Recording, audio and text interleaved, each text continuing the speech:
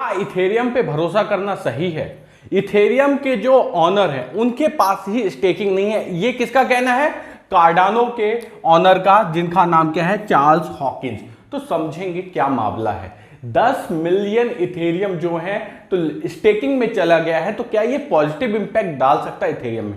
Bitcoin block से 27,000 के आसपास बिटकॉइन क्या हुए हैं, अभी आपके माइन किए जा चुके हैं। हाल्विंग के लिए मात्र 290 दिन के आसपास बचे हैं, तो क्या बिटकॉइन पंपिंग देगा? एलटीसी की हाल्विंग जो है तो 29 दिन के अंदर है, तो क्या एलटीसी पंपिंग देगा?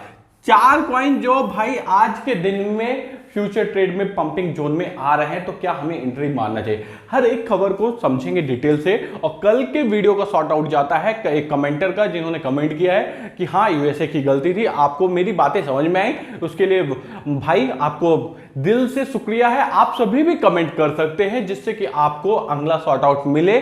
ठीक है, चलिए डिटेल डिस्कशन चालू करते हैं। तो आप देख सकते हो बीटीसी ब्लॉक जो है तो मई के महीने का, जून के महीने का डिटेल है कि भाई अभी तक 4,324 ब्लॉक को क्या किया गया? खोले गए हैं और माइनर द्वारा, और उसमें से मिले 27,025 कॉइन। तो आप देख रहे हो कि भाई माइनर एक्टिव होते जा रहे हैं। रीजन गैप 300 दिन से भी कम दिन बचे हुए हैं, किसके लिए? हाल्विंग के लिए। तो सबको पता है हाल्विंग के बाद ये कॉइन पंप करेंगे। आपको पता होना चाहिए टिम रिपर जो वेंचर कैपिटलिस्ट है, उनका कहना है $2,50,000 तक बिटकॉइन जा सकता है। रीजन समझो क्यों जा सकता है, क्यों नहीं जा सकता है। देखो बीटीसी ईटीएफ आ रहा है, अगर ईटीएफ आ गया तो लोगों के माइंड में ये भावना बन चुकी है कि फेडली, विजडम, ब्लैक रॉक जैसे बड़े बड़े जब इंस्टीट्यूशनल स्पॉट में एंट्री मारेंगे बीटीसी ईटीएफ स्पॉट में, तो भाई ऐसा ना हो कि बीटीसी की डिमांड ज्यादा हो जाए और सप्लाई कम होने के कारण शॉर्टेज आ जाए तो प्राइस पंपिंग आए। तो अपन टिम रिपर की बातों से तो एग्री करते हैं, लेकिन मेरा मानना है कि ये 1 लाख से 1.5 लाख के बीच में बीटीसी ईटीएफ जाएगा। आप कमेंट करना। चलिए बता दूं, शिबा इनू हैक हुए हैं। कितने शिबा इनू हैक हुए? 4 बिलियन के आसपास शिबा इनू हैक हुए, जिसकी वैल्यूएशन है $7,11,477 की। टोटल कहा जाए कौन कौन से कॉइन हैक हुए, तो 7-8 कॉइन हैक हुए, जिसकी लिस्ट ये पड़ी है, सबके नाम बताना मुश्किल है, जिसकी वैल्यूएशन होती है $4.39 मिलियन की। आप बोलोगे ये खबर कहां मिलेगी? आप टेलीग्राम में जुड़ जाना, वहां भी मिलती है। हम वहां ट्रेड भी लेते हैं, लेकिन भाई रोजाना ट्रेड नहीं लेते। जब अच्छा ट्रेड देखता, जैसे 3 दिन पहले दिखा था, 15 मिनट के अंदर 250% का प्रॉफिट बुक करके हम निकल ली। हाँ लॉस भी हो सकता था, तो हम लॉस भी बुक कर लेते, लेकिन हमको 15 मिनट में 250% का प्रॉफिट हुआ। तो कॉल तभी लेंगे, ट्रेड तभी लेंगे जब आपके प्रॉफिट होने की चांसेस 99% रहे। 1% लॉस तो कभी भी हो सकता है।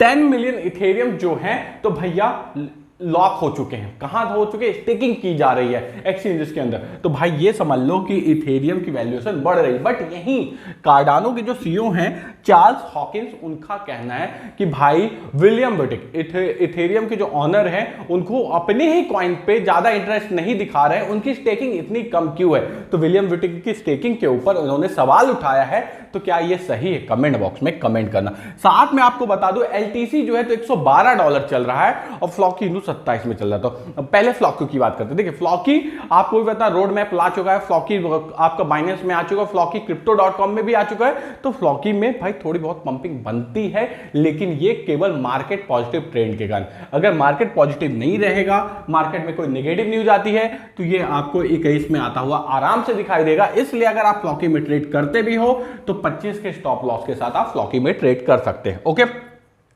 अब बात करते हैं एलटीसी की। एलटीसी आपको भी पता है बीच में $77 तक आया था, मैंने आपको वहां से बाय कराया, आज $112 चल रहा है। अब मैं आपसे कहूंगा आपको सिंपल से स्टेप फॉलो करना है, स्टेप बाय स्टेप बेचना चालू कीजिए। ये $150 तक भी जा सकता है, बट हमको मार्केट का सिनारियो नहीं पता है। धीरे धीरे बढ़ रहा है, बढ़ने दो। जैसे ही मार्केट में नेगेटिव न्यूज आएगी गिरना चालू होगा, आपको निकल जाना है। अभी वेट कीजिए। अगर जब आपको रिस्की लगे तो आप अपना भैया 50% प्रॉफिट तो बुक ही कर लीजिए, जिससे कि आपकी कॉस्ट निकल है, लॉस नहीं होना चाहिए। बात करते हैं बीटीसी की। बीटीसी चल रहा है $30,776 भाई, लेकिन ये यहां से नीचे आ सकता है। देखो मैं बताता हूं बीटीसी में प्रॉब्लम क्या फंसी हुई है कि बीटीसी पॉजिटिव और नेगेटिव ट्रेंड को छोड़ के एक साइडवेज में जा रहा है। साइडवेज कहोगे आप तो इसका बन रहा है $29,837 से लेके $31,293 का, और नॉर्मली ये ट्रेंड कर रहा है 30,120 के बीच से लेकर 30,900 के बीच में। लेकिन ये जैसे ही तोड़ेगा पहला इसका आप बोलोगे सपोर्ट जोन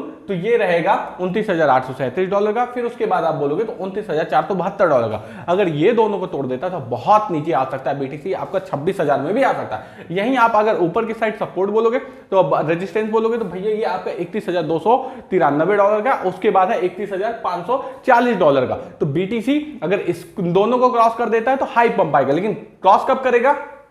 जब भाई जो ये गैरी गैंसलर जी छोड़ रहे हैं, सबको पता कि गैरी गैंसलर जी रिजाइन कर रहे हैं किससे, एसईसी से, इसका इंपैक्ट होगा। फिर उसके बाद बीटीसी ईटीएफ के लिए पॉजिटिव न्यूज आ जाए तो ये पंपिंग आ सकती है। लेकिन अगर गैरी गैंसलर छोड़ने के बाद भी बीटीसी ईटीएफ जो है तो डिसअप्रूव हो जाते हैं तो आपको ये 26,000 की ओर आता हुआ दिखाई देगा। इसलिए आप जब भी क्रिप्टो मार्केट में ट्रेड करें तो स्टॉप लॉस के साथ ट्रेड करें।